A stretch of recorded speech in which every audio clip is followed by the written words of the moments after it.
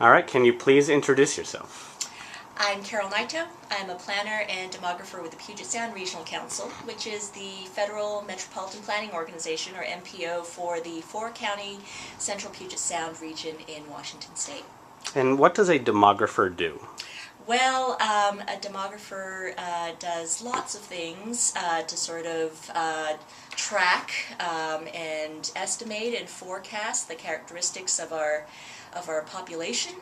And it's been a pretty exciting few days for us since the 2010 Census redistricting data was recently released for Washington State. So it's sort of the demographer's Christmas. Or at very least, the demographers, what would you call it? The pre-Christmas. Excellent. Good. So what data was released from the census? So this is the redistricting data. It's not the full, set of data from last year's total population count. That'll be released later this summer. But this is very detailed, population and housing counts and some, additional racial, ethnic, and age detail that'll allow Washington State to redraw its legislative districts for congressional representation as well as statewide representation. Gotcha. So are there a couple of major takeaways that you would say that really stand out from this initial release of census data? Yes, we've got as you mentioned, it's been a pretty fun time for demographers around the region, and I would say that there are some really very, very interesting trends that emerged from being able to take a look at what happened over the last 10 years in the region. I would say the first of those has to do with just what overall population growth over the last 10 years has looked like relative to employment growth. And Washington State, and particularly the Central Puget Sound region, was very, very severely impacted by the 2001 recession as well as the latest Great Recession. And so employment growth in the region has been relatively flat. Regardless of that, we've had, given the employment context, relatively moderately robust population growth. The region, which has a population base of over 3.5 million people, grew by an additional 400,000 people over the last decade. This isn't quite as fast or as much as we grew during the 1990s or 1980s, when we grew about 500,000 persons per decade, but it is really quite significant given the fact that as I mentioned, job growth has been flat. And when you take a look at the characteristics of that population growth, there's a good chunk of it that happened as a result of what we call natural population increase, and this is just sort of the net increase of birth minus deaths. And the other portion of which comes from net migration to the state. And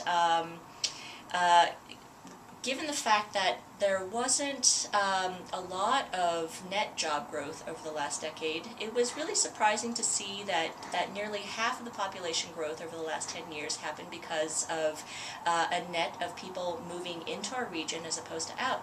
And while I think this sort of trend is really at a quite preliminary stage where we'll have to sort of take a look at what happened here relative to other metropolitan areas across the U.S., it does suggest that there is some sort of a draw to this region. We can call it quality of life factors that really may be playing a role in bringing people to and keeping people in the region. That's really interesting information. What other major highlights did you see? So I'll quickly mention two other highlights. One which is quite, I think, exciting from the perspective of this region and the state of Washington's growth management goals. In the region, we, over the last decade, adopted an updated regional strategy called Vision 2040. And one of the key principles and policy goals of that regional plan is to really sort of corral historical patterns of sprawl development and really sort of begin to shift us in a new policy direction, adopting and implementing new smart growth principles. And I think one of the key surprises that we saw in the new census data was to see that the metropolitan core of the region, which is the city of Seattle, really captured a significant share of not only its surrounding counties' growth, but of the region's growth. A larger share during this last decade than it has in the previous 2 decades. And this really signals that the region and the city of Seattle have really made great strides in terms of making sort of these core urban central places vibrant and attractive places to live. So that's very exciting.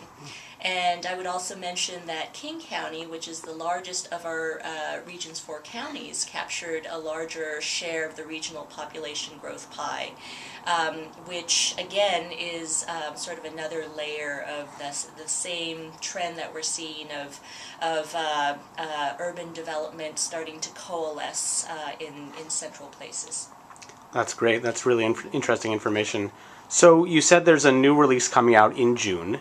What are some of the highlight pieces of data that we can expect to learn more about then?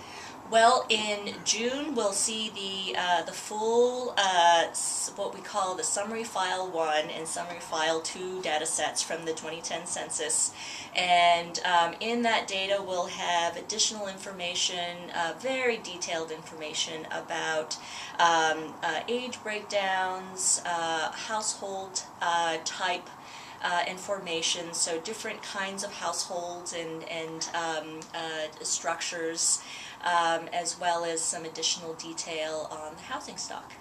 Great. Thank you very much. Thank you.